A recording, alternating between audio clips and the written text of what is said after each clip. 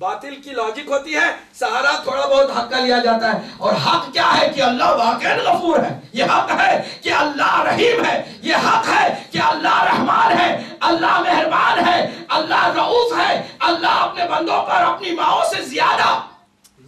مہربانی کرتا ہے۔ وہ تو صرف بہانوں کی تلاش میں ہوتا ہے کہ ارے میں نے بنایا ہے اسے، میں نے اپنی روح پھونکی ہے اس میں، اگر میں ہی خراب کر دوں اسے، میں ہی برباد کر دوں، میں ہی اسے آگ میں چھوڑ دوں تو پھر کون اسے بچائے گا؟ وہ تو ہمیشہ ہمیں بچانے کے لیے سوچ رہا ہے۔ یہ حق ہے، لیکن اس حق کا ناجائز فائدہ اٹھاتے ہوئے شیطان ہمیں یہ کہتا ہے کہ وہ تم جب معاف کرنے ہی والا ہے تو تم عیش کرو، بعد میں معافی مانگ لینا، جب بوڑھے ہو جاؤ نا تو پھر کہنا پروردگار توبہ کرتا ہوں توبہ کرتا ہوں، چلو چھٹی ہو گئی، دنیا کی لذتیں بھی لے لی، توبہ کر کے جنت کے حقدار بھی ہو گئے۔ ایسا نہیں چلتا ہے۔ اللہ ہمارے سینوں میں جو راز پل رہے ہیں نا، ان رازوں سے بھی واقف ہے۔ گناہ وہ ہرگز نہیں بخشا جائے گا کہ جو پہلے سے اس کی رحمت اور اس کی بخشش کا انسان یقین کر کے گناہ کرے۔ یہ بے حیائی کی انتہا ہے کہ اس کا بندہ کوئی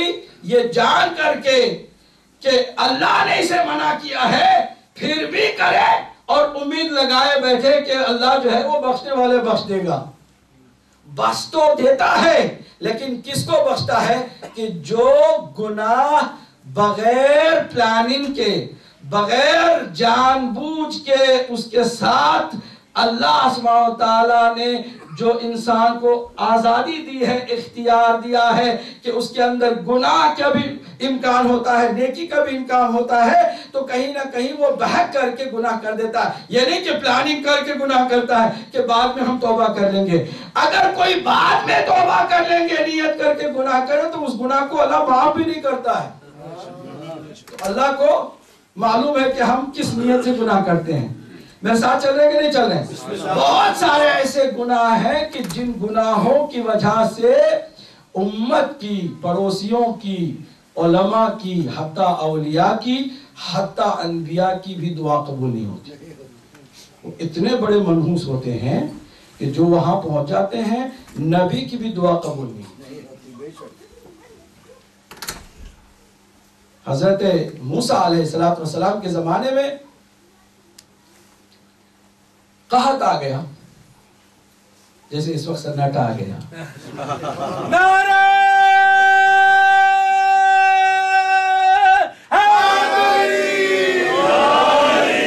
جب بات ہم تھوڑی بہت اپنے دکھی رگ پر ہاتھ رکھتے نا تو خاموشی چھا جاتی ہے۔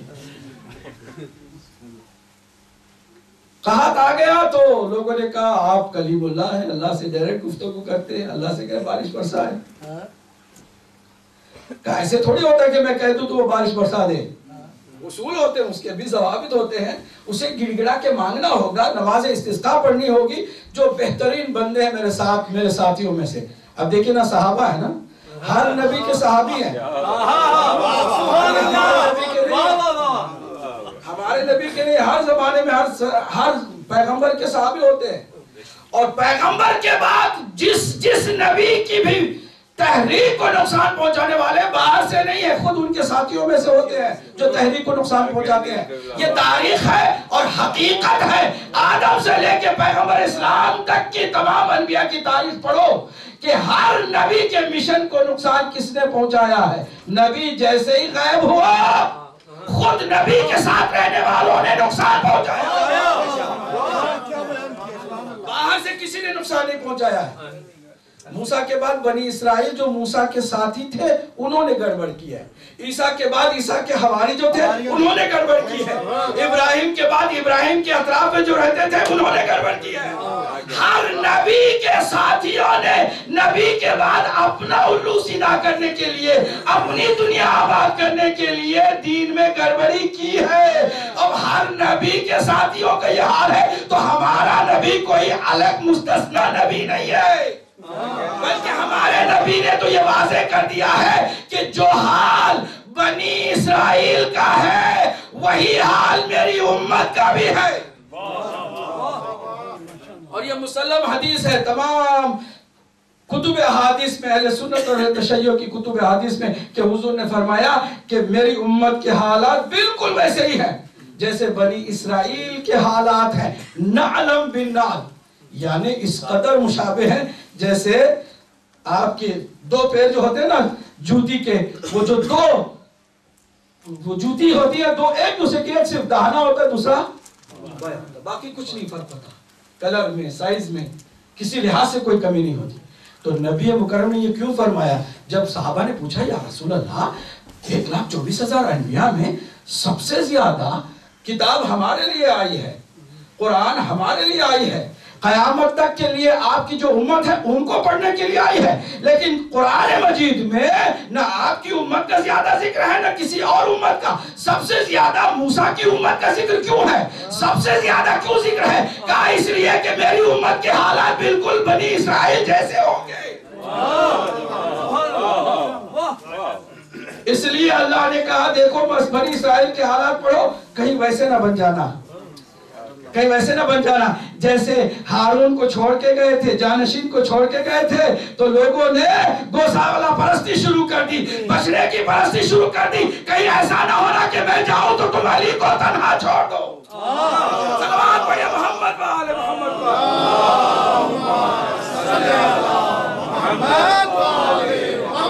تو کیا ہوا تھا؟ کہت آیا تھا نا، مجھے یاد رہتا ہے، آپ بھول جاتے ہوں گے لیکن میں نہیں بھولتا، کہ کہت آیا، لوگوں نے کہا نماز پڑھ کے دعا کریں، کہا جو بہت میرے خاص الخاص ہیں 40 وہ میرے ساتھ چلے، میدان میں جا کر نماز پڑھتے ہیں، نماز استسقاء، اور دعا کرتے ہیں بارش ہو جائے گی۔ اب دیکھیں نا چنندہ ہے، سارے ساتھی نہیں، معلوم ہوا کہ سارے صحابی ایک جیسے نہیں ہوتے، ان میں سے 40 کو الگ کیا، 40 کو الگ کر کے میدان میں لے گئے، سب نے گڑ گڑا کے دعا کی۔ حضرت موسیٰ علیہ السلام نے نماز استسقاء پڑھی، اس کے بعد ہاتھوں کو بلند کر کے دعا کی، پروردگار بارش نازل فرما۔ دیکھ رہے ہیں اب آئیں گے بادل، تب آئیں گے نہ بادل آ رہے ہیں نہ بارش ہو رہی ہے، پریشان ہو گئے۔ پروردگار تیرے کلیم کی عزت خطرے میں پڑ گئی ہے، یہ لوگ پھر شک کرنے لگ جائیں گے کہ واقعی کوئی رابطہ ہے بھی کہ نہیں ہے نا۔ تو معلوم ہوا کہ نبی کو ہمیشہ یہ خدشہ لگا رہتا ہے کہ کہیں میرے ساتھیوں میں سے کوئی مجھ پر شک نہ کر دے۔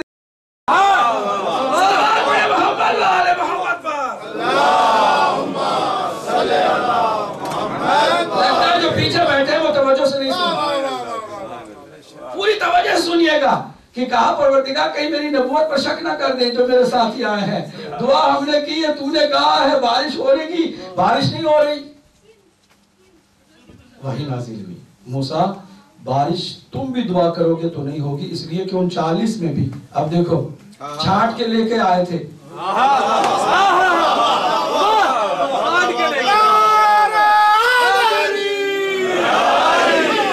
چھانٹ کے لے کے آئے تھے، خاص الخاص تھے، اپنے تھے، خاص یار۔ اب ایسا چل رہے ہیں، آخر تک میری آواز جا رہی ہے اور اس کو بھی غور سے سننا چاہیے کہ میں کیا کہہ رہا ہوں، اور دنیا میں جہاں جہاں تک آواز جا رہی ہے وہ بھی اپنے اپنے گھروں میں بیٹھ کے سنے میں کیا کہنے جا رہا ہوں۔ حضرت موسیٰ علیہ السلام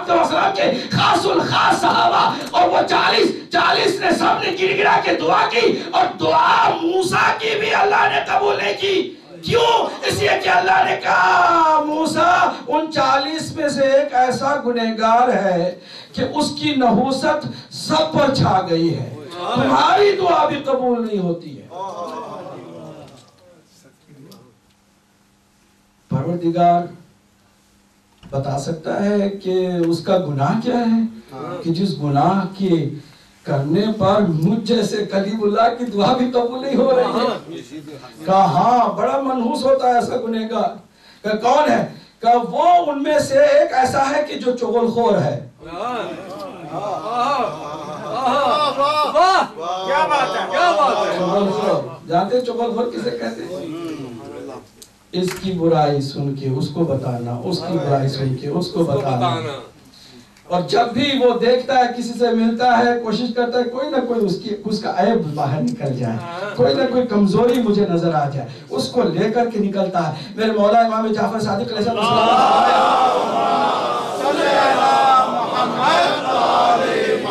کچھ لوگ اتنے بدبخت ہوتے ہیں کہ وہ مکھیوں کی طرح گھر سے نکلتے ہیں کہ جہاں زخم ہو مکھی وہیں بیٹھتی ہے نا، وہاں جہاں غلطی نظر آئے وہیں پر وہ نگاہ جما کر بیٹھ جاتے ہیں، ہاں اس نے یہ غلطی کی ہے، آج مولانا نے یہ مسٹیک کر دی ہے، آج ذاکر نے غلط یہ پڑھ دیا ہے، آج فلاں نے یہ کام غلط کر دیا ہے، آج انتظامیہ نے یہ گڑبڑ کر دی ہے، آج فلاں آدمی آیا تھا تو اس کا لباس کچھ ایسا تھا، فلاں خاتون آئی تھی اس کا حجاب کچھ ایسا تھا۔ بھئی ہر ایک کی برائی جو دیکھتے پھرتے ہیں وہ اتنے بدبخت ہوتے ہیں کہ اگر وہ درمیان میں ہو تو نبی کی دعا بھی قبول نہ ہو۔ نعرہ تکبیر، نعرہ رسالت، نعرہ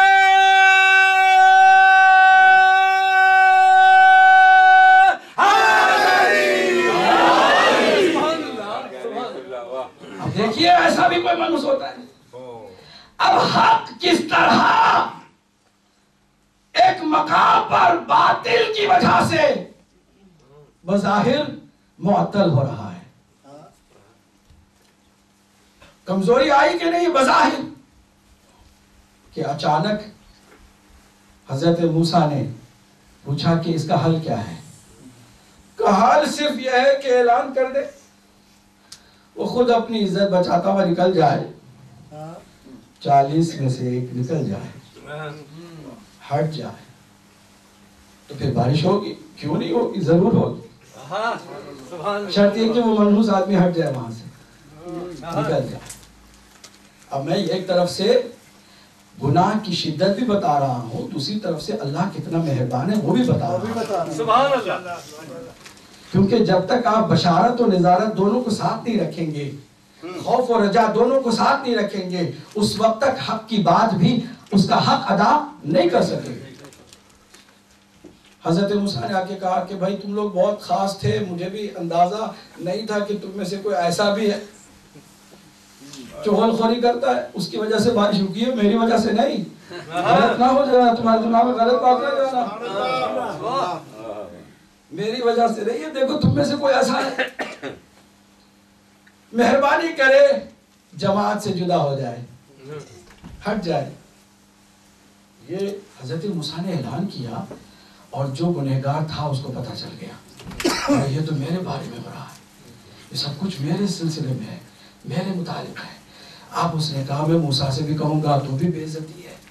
لوگوں کو بتاؤں گا تو بھی بے عزتی ہے، اور میں ہٹ جاؤں گا تو خالی آج ہٹوں گا نہیں، قیامت تک کے لیے لوگ مجھ پر لعنت کریں گے۔ پروردگار تو میری شہرت سے زیادہ قریب ہے نا، پروردگار اب میں بے چین ہوں، دل سے صدق دل سے توبہ کرتا ہوں، آج کے بعد وعدہ ہے تیرے ساتھ میرا کہ میں اس وعدے کو نہیں توڑوں گا، میرا تیرے ساتھ وعدہ ہے کہ کبھی میں اس کے بعد چغل خوری نہیں کروں گا، میں ایک دوسرے کی برائی بیان نہیں کروں گا، میں کسی برے انسان کی برائی دیکھنے کے لیے تیار بھی نہیں ہوگا، میں پروردگار توبہ کرتا ہوں، آج میری عزت تیرے ہاتھ میں ہے، بچا لے، موسیٰ کے سامنے بھی بچا لے اور قوم موسیٰ کے سامنے بھی بچا لے۔ گڑ گڑا کے اس نے توبہ کی، ابھی وہ جدا بھی نہیں ہوا تھا، بادل برسے اور بارش اس پر برسنے شروع ہو گئی، بارش آئی، لوگوں کو تو سکون مل گیا لیکن بے چینی موسیٰ کی بڑھ گئی۔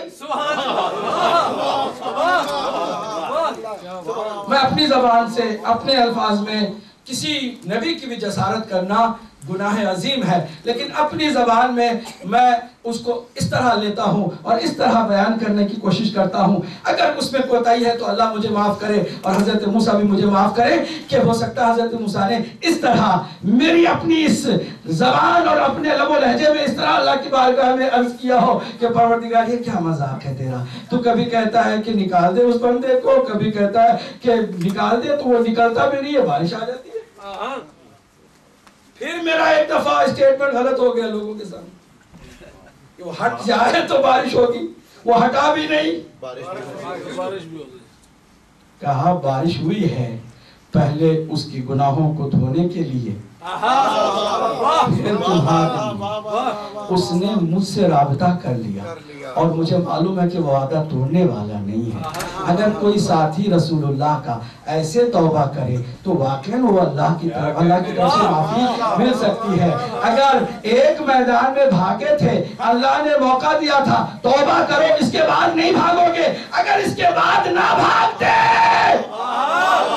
تو قیامت تک کے لیے بخشے جاتے، لیکن اس کے باوجود بعد میں بھی بھاگتے رہے، معلوم ہوا کہ کوئی توبہ قبول ہی نہیں ہوئی ہے۔ صلوات پڑھیے محمد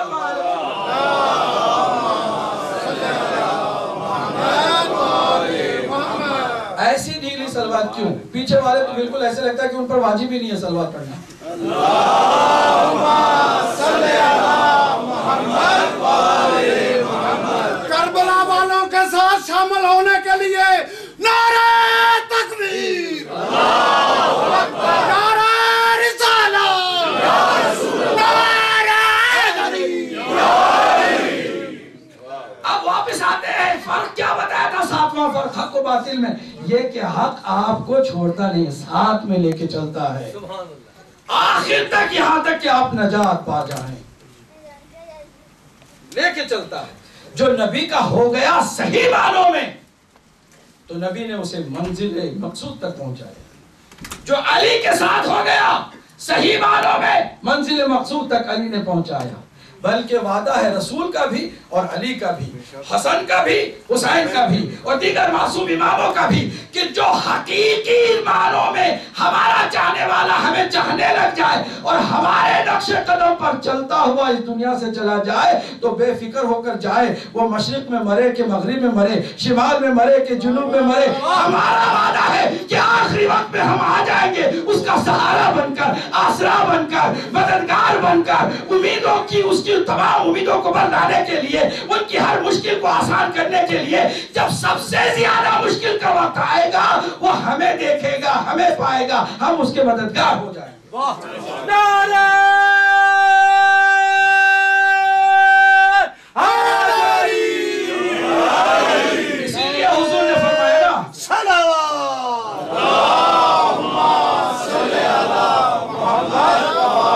حضور نے اسی لیے فرمایا صحابیوں تم اب تک میرے ساتھ تھے، کوشش کرو کہ میرے بعد علی کے ساتھ رہو، قرآن کے ساتھ رہو، اس لیے کہ قرآن اور اہل بیت کے دامن کو تھام لو گے نا تو تمہیں قرآن اور اہل بیت نجات تک پہنچائیں گے، جنت